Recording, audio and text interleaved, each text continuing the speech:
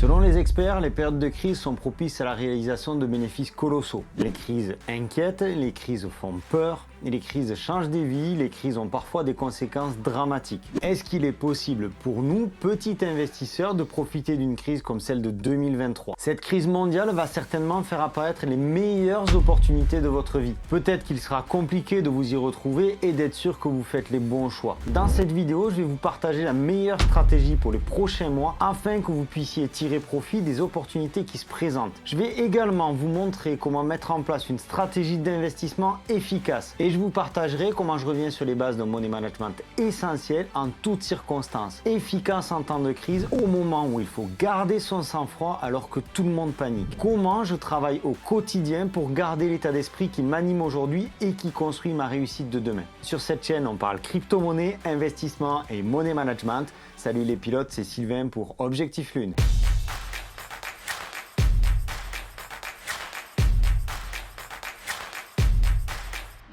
Nous sommes actuellement confrontés à une période économique sans précédent, marquée par une inflation galopante, un ralentissement de l'économie mondiale, une crise énergétique et une crise financière mondiale. La baisse de la croissance européenne met également en danger l'avenir économique de toute l'Europe. Dans le sillage des banques américaines, les banques françaises et européennes battent de l'aile, pas dire plus. Le château de cartes s'effondre et nous sommes passifs en train de le regarder plonger, sans vraiment savoir quoi faire. Investir pendant les crises économiques peut sembler risqué, mais cela peut être également très rentable. Les avantages de ces périodes sont nombreux. Des prix plus bas, des opportunités uniques et des rendements élevés. En investissant judicieusement pendant les périodes de crise, vous pouvez réaliser des bénéfices considérables. Bien entendu, votre stratégie d'investissement dépend de vos moyens et nous aborderons ce point en fin de vidéo. Alors restez bien jusqu'à la fin si vous voulez profiter au mieux de cette période de crise. Avant cela, nous allons parler diversification parce que c'est la seule stratégie pour traverser une crise et en profiter. Et cette diversification, nous allons l'aborder selon 7 points, disons plutôt 6. Le 7e est plus global que vraiment à propos de la diversification. Premier point,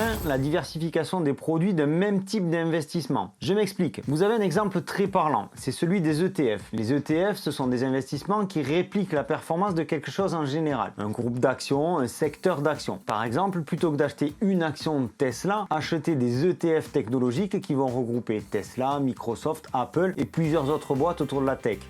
C'est un exemple. En achetant des ETF, vous réduisez vos frais et vous lisserez votre volatilité. En crypto, sachant qu'il y a moins de frais, vous pouvez directement acheter plusieurs cryptos différentes. Je reviendrai sur la crypto un peu plus loin dans la vidéo. Le point numéro 2, tenir compte de la volatilité. Je viens de vous parler de la volatilité. C'est un point important dont il va falloir tenir compte en agrémentant son portefeuille de produits plus ou moins volatiles. Plus l'investissement est volatile, plus les rendements sont aléatoires et risqués. Cela signifie qu'il y a des chances de faire des grosses pertes, voire même une perte totale de votre investissement. Le but de chaque investisseur est d'obtenir le rendement le plus élevé possible avec la volatilité la plus basse possible pour minimiser le risque de perte. L'immobilier étant peut-être le moins volatile et la crypto étant sans aucun doute le produit le plus volatile. Alors je sais, entre les deux il y a un fossé, mais c'est pour vous donner une idée. Ensuite, il faut regarder le rendement. Plus le rendement est élevé, plus le risque est élevé en général. Je dis bien en général. Choisissez donc des rendements plus ou moins élevés pour l'ensemble de vos portefeuilles. Dans le même temps, prenez au sérieux tous les frais qui peuvent venir plomber vos rentabilités. Selon les experts, c'est souvent à ce niveau-là qu'un investisseur débutant perd de l'argent. En voulant gagner plus et vite, vous collez des frais plus importants que si vous laissez faire tranquillement les choses. D'où l'idée de rendement peut-être un peu moins important, mais sur le long terme. Les plateformes. Prenez le soin de diversifier également vos plateformes. Vous l'avez vu, même aux États-Unis, certaines banques se sont retrouvées fermées du jour au lendemain, laissant des dizaines de milliers d'épargnants sans aucune possibilité d'accéder à leur argent. Donc,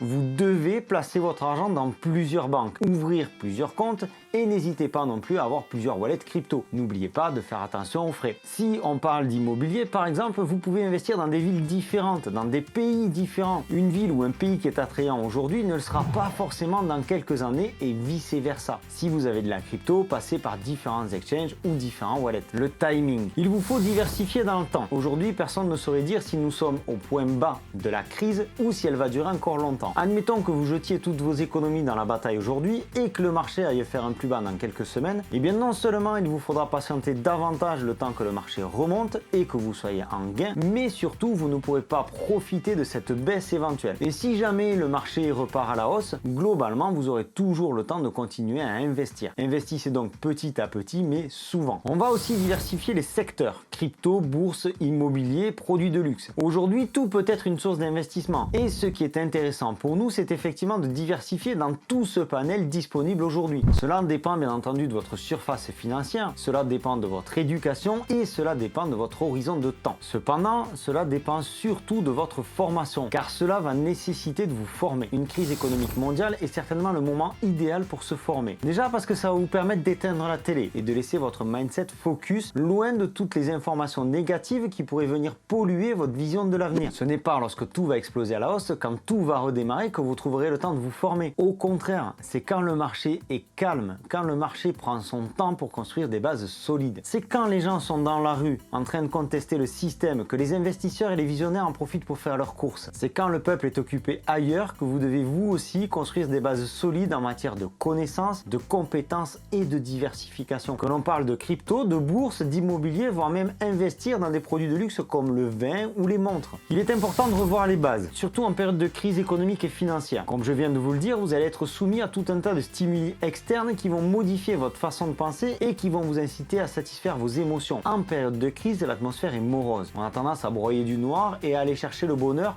là où on peut. Et souvent, pour atteindre ce bonheur-là, ils nous font dépenser de l'argent. Ils sont très forts pour arriver à leur fin. Et c'est comme ça que nous sommes éduqués, pour dépenser et non pas pour investir. Mais vous pouvez changer vous aussi. Lorsque vous faites un achat, lorsque vous faites une dépense, c'est souvent un achat ou une dépense émotionnelle pour compenser un mal-être, quel qu'il soit, même si vous ne vous en rendez pas compte. En période de crise économique, vous avez plus que jamais besoin de vous rassurer. Vous avez besoin d'avoir de l'argent sur votre livret A. Vous avez besoin de passer du temps en famille. Vous avez besoin de passer des bons moments avec vos amis. Vous avez besoin de bien manger, de profiter. Vous avez envie d'un intérieur de maison qui soit cosy, qui soit chaleureux. Je ne sais pas si vous vous souvenez, mais c'est vraiment quelque chose que l'on a vu et vécu pendant le Covid. Pendant le Covid, les ventes de produits de décoration ont explosé. Pourquoi? Parce qu'on avait tous besoin d'être rassurés et de retrouver un intérieur qui soit agréable, chaud, doux, réconfortant, rassurant. Toutes ces attitudes, en tant qu'investisseurs, vont finalement jouer contre nous. En période de crise financière, il est important de revoir les bases et notamment les bases de vos dépenses. Toutes les économies que vous pourrez faire, tout ce que vous pourrez investir au lieu de le dépenser va conditionner votre avenir. Je ne parle pas de vous priver, loin de là. Faites-vous plaisir, mais faites-vous plaisir en conscience. Pendant les crises économiques, de nombreux actifs sont vendus à des prix beaucoup plus bas que leur valeur réelle. Je sais, ça peut paraître cruel de profiter de la détresse des autres, mais c'est comme ça que les riches deviennent encore plus riches. Vous avez le choix. Soit vous vous insurgez contre ce système, soit vous comprenez que ça peut être une opportunité pour vous, parce que de toute façon, vous ne pourrez pas changer le système. Alors, utilisez-le. C'est peut-être l'occasion de votre vie finalement, et peut-être que cette occasion ne passera qu'une fois. Les entreprises sont souvent sous-évaluées, sont souvent mises à mal dans leurs fondamentaux, et ceux qui investissent dans ces entreprises en pleine crise pourront à coup sûr générer des bénéfices intéressants. Les investissements réalisés pendant les périodes de crise peuvent offrir des rendements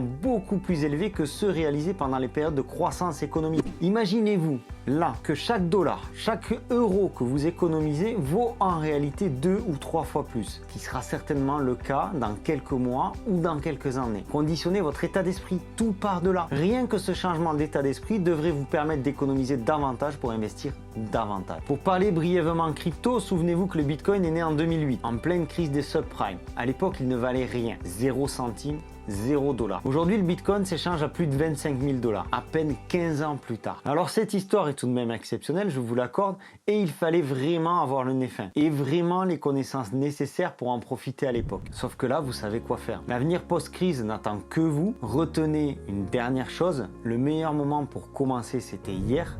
Le deuxième meilleur moment pour commencer, c'est aujourd'hui. Pour t'abonner, c'est par ici. Si cette vidéo t'a plu, n'hésite pas à laisser un like et un commentaire. C'était Sylvain pour Objectif Lune. Je te souhaite une excellente continuation et je te dis à très bientôt. Ciao!